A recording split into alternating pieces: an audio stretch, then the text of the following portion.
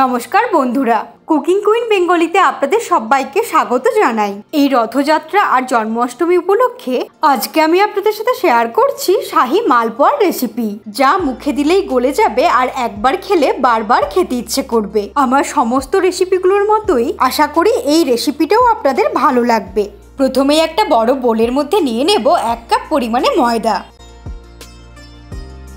দিয়ে দেব half cup পরিমাণে সুজি, দিয়ে দিচ্ছি হাফ কাপ পরিমাণে শুকনো নারকেলের গুঁড়ো। আপনারা চাইলে ফ্রেশ নারকেল কোড়াও কিন্তু ব্যবহার করতে পারেন। হাফ কাপ পরিমাণে দিয়ে দিচ্ছি আমুল দুধ। আমুল দুধের পরিবর্তে খোয়া ক্ষীরও কিন্তু ব্যবহার করা যেতে পারে। এর সঙ্গে 60 গ্রাম পরিমাণে পনির আমি গ্রেট করে অ্যাড করে দিচ্ছি। আর সমস্ত মেজারমেন্টে একটা কাপ মেপে নিলাম, যাতে পরিমাণটা আমাদের কোনো রকম অসুবিধা না হয়।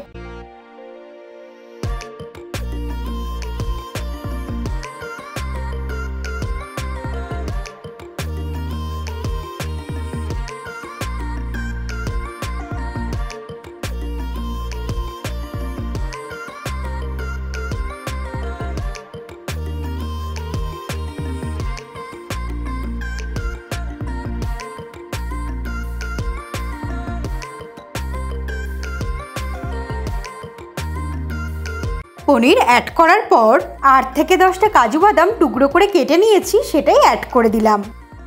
একটা ছোট এলাচের দানাগুলো দিয়ে দিচ্ছি।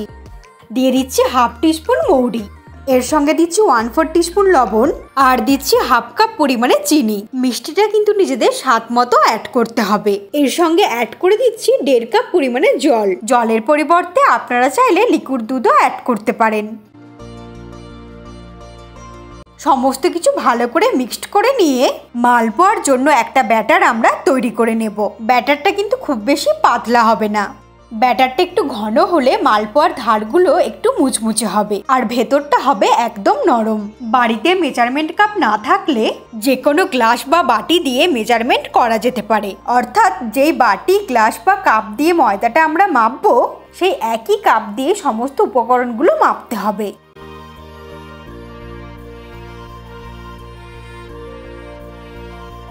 ব্যাটারটাকে একটু সময় নিয়ে ভালো করে ফেটিয়ে নিতে হবে। যত ভালো ফেটানো হবে মালপোয়াগুলো ততটাই নরম হবে।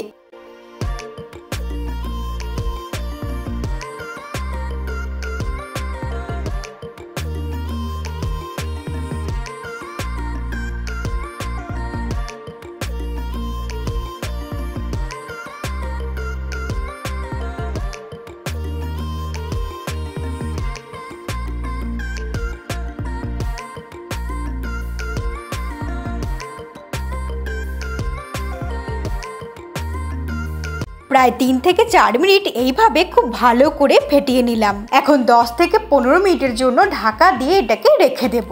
আর এই সময় শিরাটা তৈরি করে নেব। শিরা তৈরি করার জন্য একটা কড়াইয়ের মধ্যে নিয়ে নেব 1 কাপ পরিমাণে জল। এর সঙ্গে দিয়ে দেব হাফ কাপ পরিমাণে চিনি। হাফ কাপ চিনির জন্য দিয়েছি 1 কাপ পরিমাণে জল।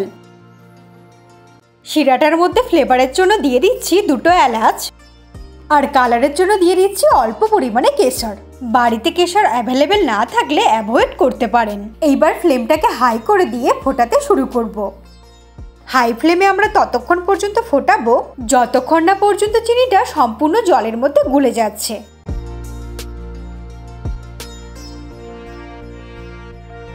চিনিটা সম্পূর্ণ জলের মধ্যে গুলে গেছে। এখন আরও 2 থেকে 3 মিনিট ফুটিয়ে নিয়ে একটা ঘন শিরা তৈরি করে নেব। এই সময় ফ্লেমটাকে মিডিয়ামে রাখবো।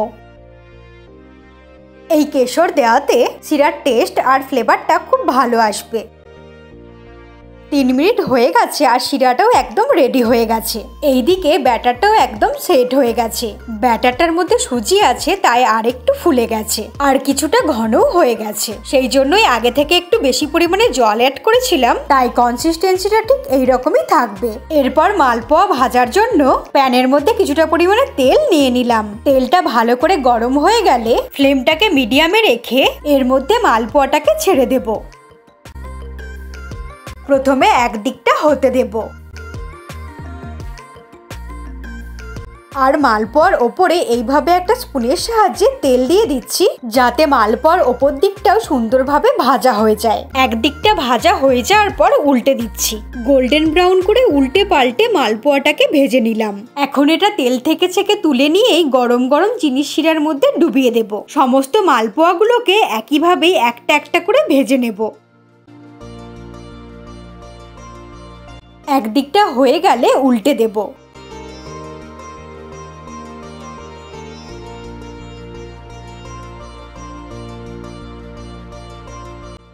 সমস্ত মালপোয়াগুলোকে গোল্ডেন ব্রাউন করে ভেজে নিলাম। তেল থেকে তুলে চিনির শিরার মধ্যে ডুবিয়ে দিচ্ছি। গরম অবস্থাতেই কিন্তু চিনির শিরার মধ্যে দিয়ে দেব। একইভাবে সমস্ত মালপোয়াগুলোকে এই চিনির শিরার মধ্যে ডুবিয়ে রাখবো। প্রায় 3 থেকে 4 মিনিট মালপোয়াগুলোকে চিনির শিরার মধ্যে ডুবিয়ে রাখবো। এই মালপোয়াগুলোর ভেতরটা হয় একদম নরম তুলতুলে আর সাইডের দিকটা হয় ক্রিস্পি। আমাদের শাহী মালপোয়া কিন্তু একদম রেডি।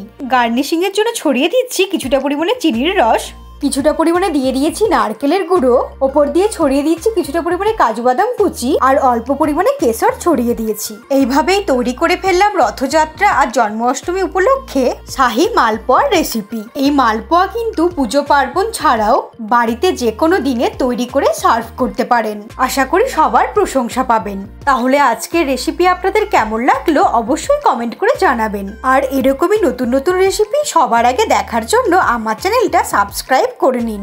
ভালো থাকবেন।